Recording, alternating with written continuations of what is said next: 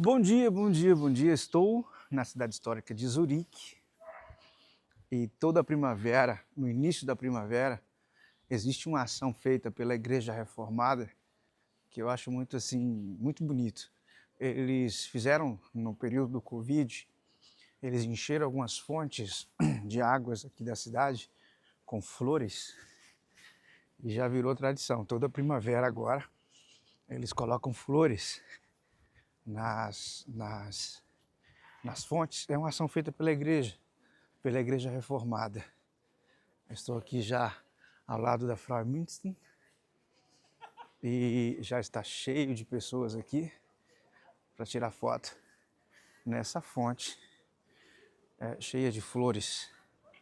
Vou mostrar para vocês. Chama-se Rosenaktion, a Ação das Rosas.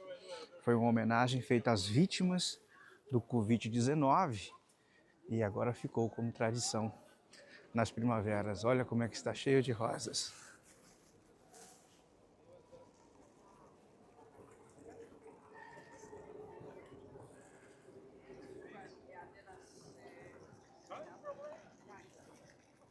Já virou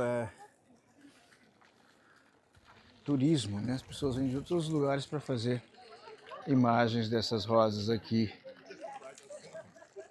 Ação, Rosas Aktion, em Zurique.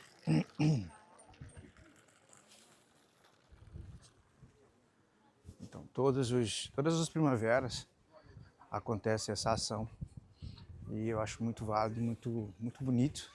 São algumas fontes. Essa é a mais visitada porque ela é a maior e é de mais fácil acesso, mas existem outras 3 mais fontes que estão aqui no centro histórico de Zurique, onde você pode ver essa ação com as rosas, como eu falei, um evento organizado pela Igreja Reformada, um evento que celebra, assim, homenageia as vítimas do Covid-19. Estou aqui na porta, uma das portas de acesso da Frau Münster, que é uma igreja católica do século IX e também patrimônio histórico da cidade. Frau Münster, que até há muitos anos atrás, talvez até o século XVI, século XVII, funcionava como um monastério feminino.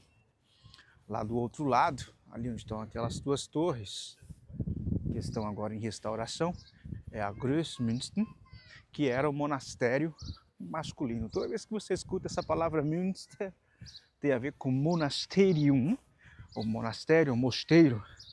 E aqui nesse caso é o monastério, ou mosteiro feminino, que hoje é a igreja católica, e do outro lado funciona a igreja reformada Großmünster, ou o grande monastério, que era o monastério masculino, quando aquela igreja ainda estava baixo os cuidados de Roma, antes da reforma protestante, no século XVI, por mãos do reformador Ulrich Zwingli. A reforma de Zurique não foi realizada por Lutero, mas sim por Ulrich Zwingli,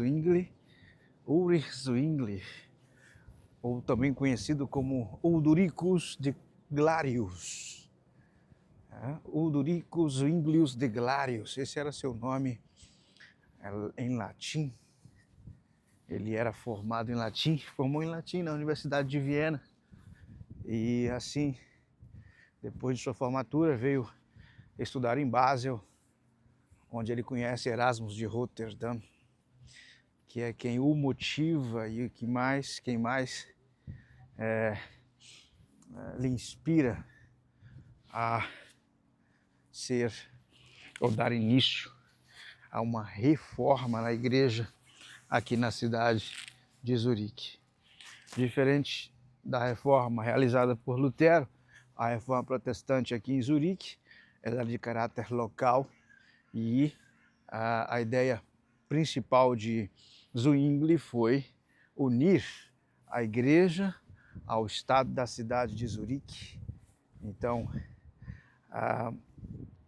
Zwingli não fundou uma nova religião com a mesma característica que fez Lutero, ou mais tarde, 25 anos mais tarde, o reformador João Calvino. Calvino instituiu, né, ele desenvolveu a instituição cristã, evangélica, livre, reformada.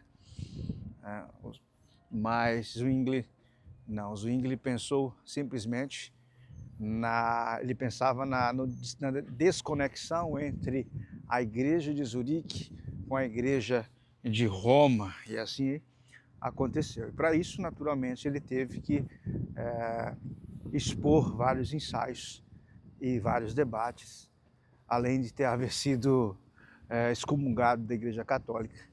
Ele teve que debater e sustentar a tese de separação de Zurique, da Igreja de Zurique, com a Igreja Católica Romana do século XVI. Fato esse que gerou várias revoltas, né? Ali na Igreja Grossmünster, por exemplo, você pode, ao entrar, ver pinturas de Maria, o Menino Jesus, riscados, né? Porque houve uma revolta, os quadros foram quebrados, estátuas foram destruídas depois da pregação que Zwingli sustentou no dia 1º de janeiro, ou melhor, de 31 para 1º de janeiro de 1519. Aí é o início da reforma.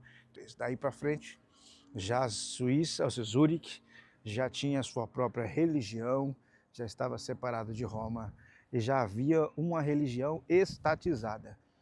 Zwingli uniu a igreja ao Estado, fato que acontece até os dias de hoje. A Igreja Reformada, assim também como a Igreja Católica, aqui na Suíça, aqui em Zurique, ela é administrada pelo governo da cidade, pela prefeitura, pelo Estado. O que, naturalmente, nós cristãos evangélicos livres não estamos de acordo, e graças a Deus por isso, somos uma igreja livre, uma igreja pentecostal livre.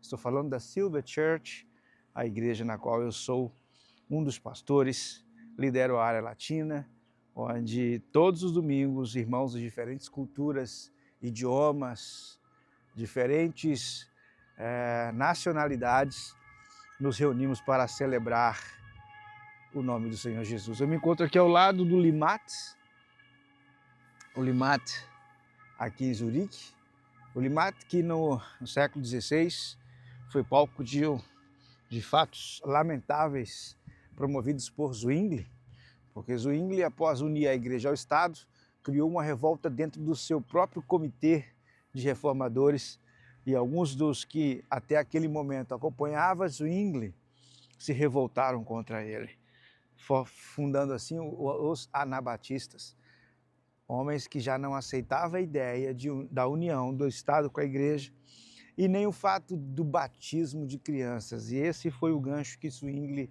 tomou, essa foi a desculpa de Zwingli para iniciar uma caça e até mesmo sacrifício e afogamento daquelas pessoas que não obedecessem o fato do batismo de crianças após os 8 dias de nascido.